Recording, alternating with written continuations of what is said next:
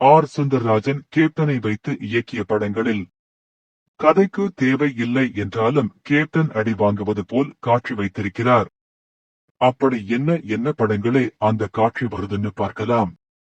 முதலாவது பார்க்க போற படம் 1984ஆம் ஆண்டு வெளிவந்த வைதேகி காத்திருந்தாள். கேப்டன் ராதாரவியிடம் பெல்ட்டில் அடி வாங்குறாரு.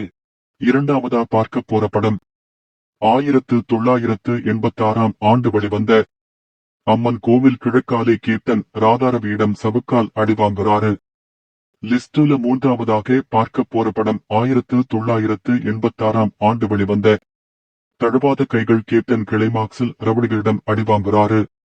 நான்காவதாக பார்க்க போற படம் 1988ஆம் ஆண்டு வெளிவந்த காலையும் நீயே மாலையும் நீயே. கேப்டன் பிரபுவிடம் சவுக்கால் அடி வாங்குறாரு.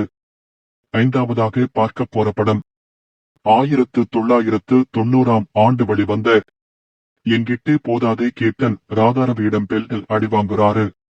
ஆறாவதாக பார்க்க போற படம் 1994ஆம் ஆண்டு வெளிவந்த என் ஆசை மச்சான். கேப்டன் கசன்கானிடம் சவுக்கால் அடி வாங்குறாரு. லிஸ்டுல கடைசியா பார்க்க போற படம் 1995ஆம் ஆண்டு வெளிவந்த காந்தி பிறந்த மண். கேப்டன் மன்சூர் அலிகானிடம் கட்டையால் அடி வாங்குறாரு.